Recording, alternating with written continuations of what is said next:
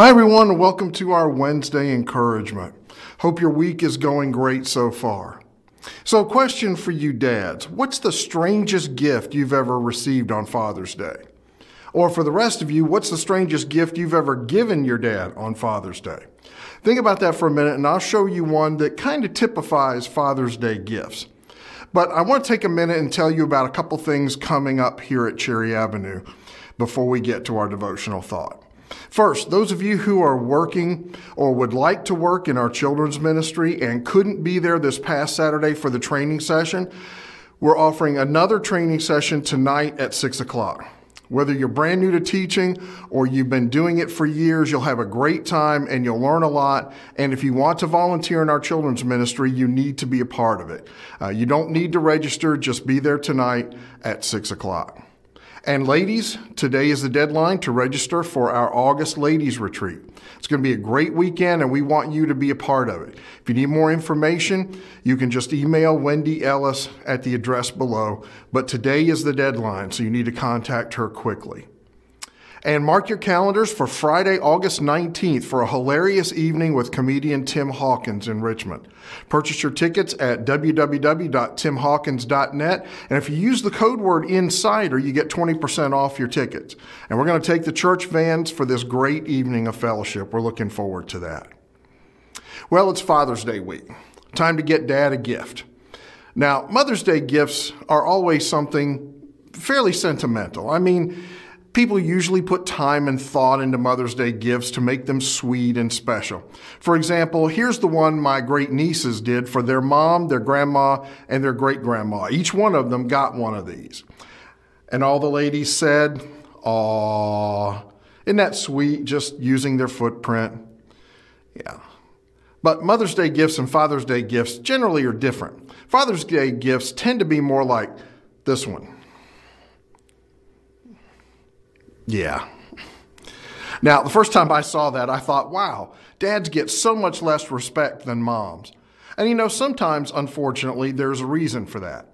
Over the years, a lot of men have run out on their responsibility to their kids. Some of you may not even know your father, or if you do, the relationship isn't what it ought to be. I had a great-grandfather who he was around, but he was an alcoholic, and as a result, my grandfather had to quit school to help support the family. So I get that Father's Day is a tough day, or just another day for some. And some of you had a good dad, but he's gone now, and Father's Day is just kind of a difficult reminder. But let me make a suggestion. If you're blessed with a dad who's still here, the best gift you could give him is just to let him know how much you love him and appreciate him. A couple of years ago, my family put together a video for my dad, just reminiscing about special times with him and what we love about him, and letting him know how much he means to us. And it was the best present we've ever gotten him. Of course, that's made it hard to follow. But if your dad is still here, and maybe things haven't been the best between you, maybe he messed up and he hurt your family, and there's been a wall there due to the pain that he caused. I get that. But I've also known a lot of men over the years who've messed up, and they want more than anything to rebuild the relationships that they damaged. And I can't think of a better gift on Father's Day than to begin the healing process. At least pray for God to work and open some doors there.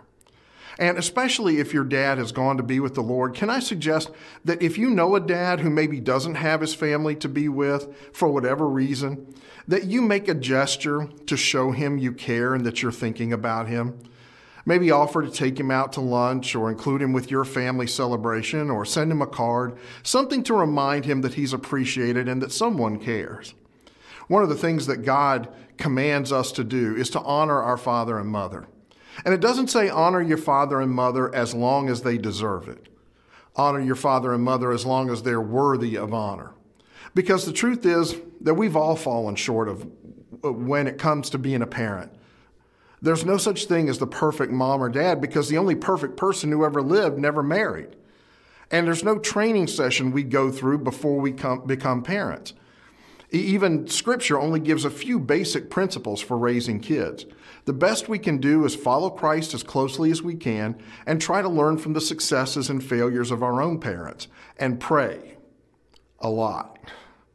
And if you're looking for a present for your dad, I can say this, don't get him a tie.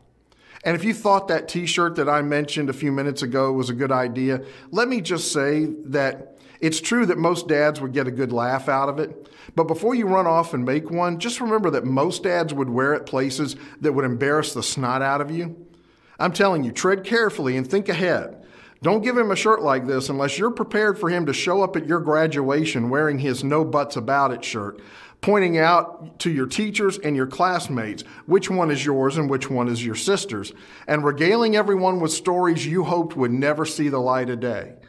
Because if there's one thing dads like better than a bad joke, it's telling stories about their kids, especially the embarrassing ones. Happy Father's Day.